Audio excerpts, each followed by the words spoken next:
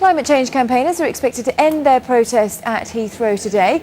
They've been occupying a site which is in the path of the proposed third runway at Heathrow since the beginning of last week. Police and protesters were involved in a number of minor skirmishes, but fears of mass disorder and violence failed to materialise. More now from Eamon. More on that story now and the climate camp protests at Heathrow. Joining me now, Leo Murray, who has been at the climate camp all week and is a wood sergeant in his day job, and Michelle DeLeo, who is from the coalition group Flying Matters, which makes up of the interests of airlines and tourist groups and various other things. Good morning to both of you. Leo, first of all, what have you achieved, do you think, this week? What have we achieved? The camp's been an enormous success. It set out with 4 aims: education, sustainable living, direct action against the root source of climate change, and building a movement for taking action on climate change. And I think it's those areas.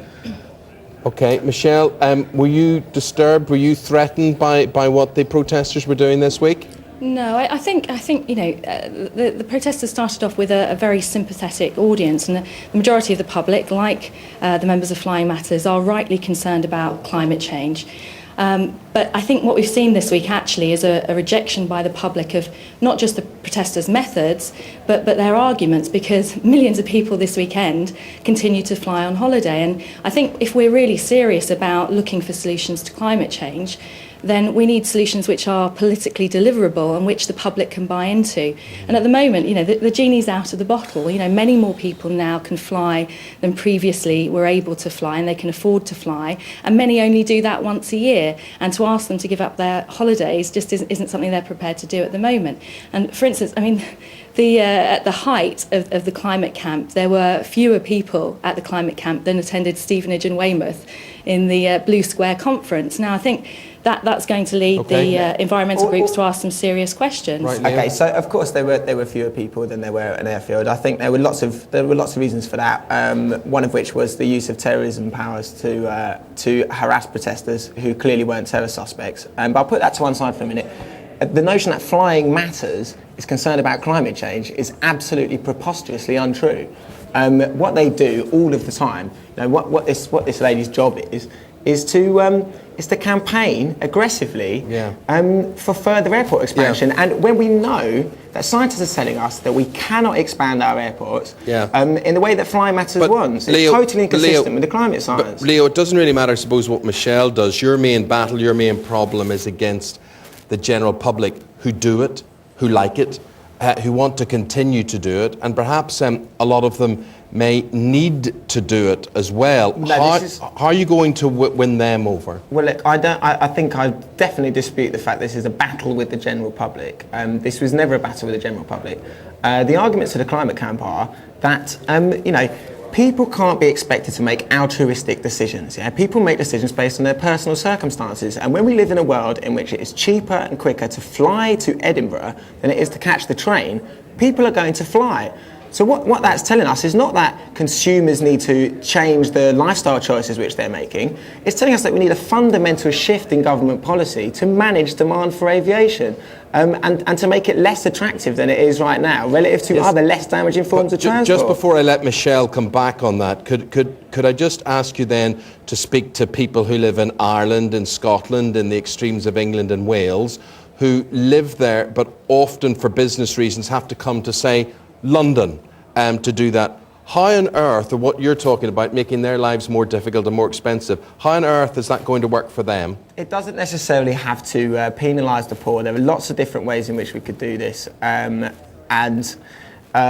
know, the notion that it's the poorest people who are going to be inconvenienced the most by this is borne out by the facts. Well, so that gets us back to the picketing of private airports last week. Is this a war on climate change, or is this a war of envy against people who've got a bit of dosh? No, that absolutely not envy against people that have a bit of dosh.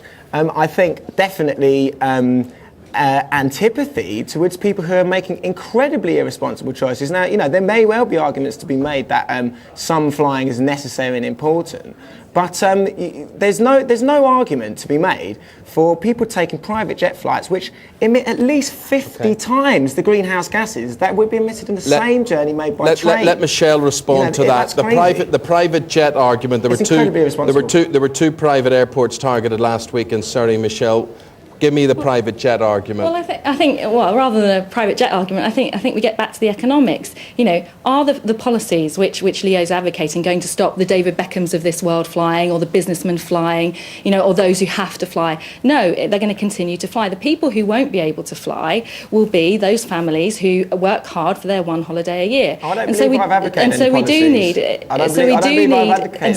policies.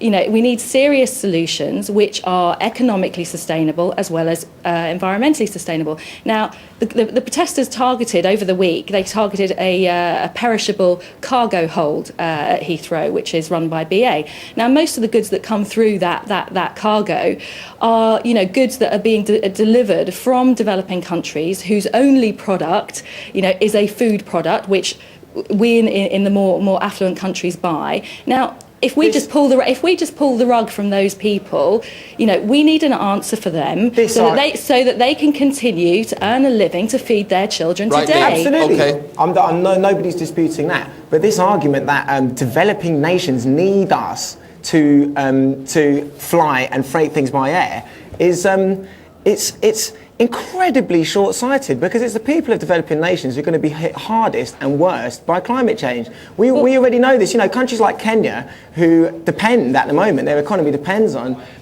freighting goods to us. Exactly. Kenya will not be able to. Kenya's agriculture is going to end when climate change kicks in. Okay, folks, I'm afraid this debate's got to end there. Thank you very much indeed for stimulating again. Climate Camp, has it worked? Leo Murray says yes, it has. Michelle De Leo says no, it has not. Thank you both very much indeed. Thank you. Top stories, the time.